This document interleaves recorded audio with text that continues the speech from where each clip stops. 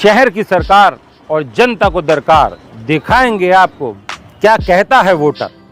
इस वक्त हम पहुंचे हैं सैफनी में, यहाँ पर नए नगर पंचायत जो है नई बनी है और हमारे साथ आज नगर पंचायत में समाजवादी पार्टी से जो प्रत्याशी हैं फैजान, वो छात्र संघ का चुनाव भी लड़े थे और वहाँ अध्यक्ष भी रहे थे। आइए उनसे जान लेते हैं किस तरीके से उनकी सैफनी में नगर पंचायत अध्यक्ष के लिए तैयारियाँ हैं। जी, क्या तैयारियाँ हैं आप? तैयारियाँ तो हमारी लगभग 5 साल से चल रही हैं।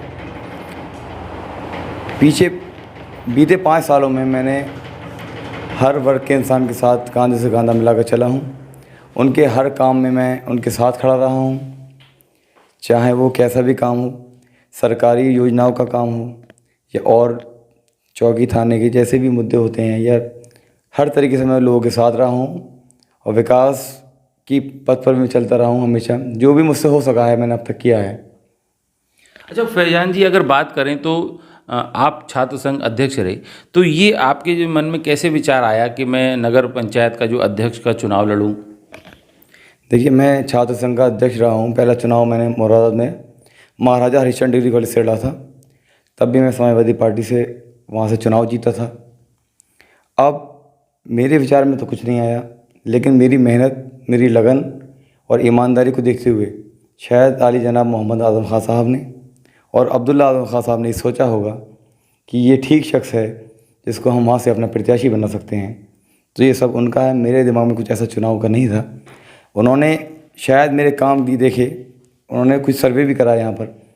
उन सर्वे के आधार पर उन्होंने ये देखा कि यहाँ पर मेरी अच्छी रिपोर्ट है, लोग मुझे चाह रहे हैं, मुझसे मोहब्बत रखते हैं, मैं सबका छोटा हूँ। उस लिहाज से वो सर्वे की रिपोर्ट भी बहुत अच्छी गई। लोगों ने मेरे कामों के बारे में बताया तो माननीय मोहम्मद आज़म खां साहब के दिल में शादी आया कि इसको लड़ाया जाए। जैसे ही उन्होंने मुझसे कहा तो मैं उनका आदेश फरमान है तो मैंने बोल दिया ठीक है।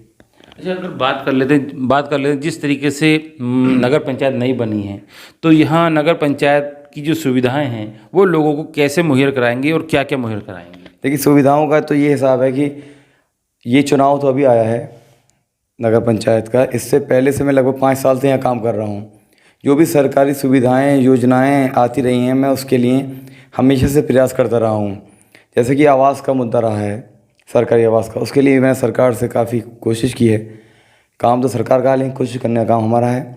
जैसे विधवा पेंशन, 60 साला, ये सब गरीबों, जो आम गरीब लोग हैं वो यहाँ आते हैं, उनके छोटे छोटे काम होते हैं, इन कामों का प्रयास हम आगे तक पहुँचा देते हैं, वो काम हो जाता है। तो बस यही हमारे लिए सौभाग्य है कि लोग हमारे पास काम को आ रहे हैं और काम लोगों के हो जाते हैं। अच्छा, बात करें जिस तरीके से ये गांव से नगर पंचायत में तब्दील हुआ है, या पानी की भी समस्या होगी, सड़कों की भी समस्या होगी, स्वास्थ्य की भी समस्या होगी, एजुकेशन की भी समस्या होगी, उसको लेकर क्या आपने रूपरेखा तैयार की है? जी हाँ, समस्याएं तो हैं ही, क्योंकि अभी नई नई नगर पंचायत बनी है। इससे पहले अभी तक ये गांव था। तो समस्याएं जैसे कि पानी की, उसकी हम कोशिश करेंगे कि पानी का बहुत अच्छे से व्यवस्था की जाए, साफ़ पानी यहाँ पर लोगों को मिले। सड़कें जो रह गई हैं वो सारे रोड्स का काम किया जाए। लाइट्स का काम भी यहाँ हो चुका है, हज़ारों की तादाद में यहाँ नगर पंचायत में लाइट लग चुकी हैं। और अब यहाँ पे कुछ चीज़ों की कमी है, जैसे एक अच्छा सरकारी अस्पताल, गर्ल्स डिग्री कॉलेज, एक खेल का मैदान लड़कों के लिए, युवाओं के लिए जो मेहनत करना चाहते हैं, खेल में आगे बढ़ना चाहते हैं।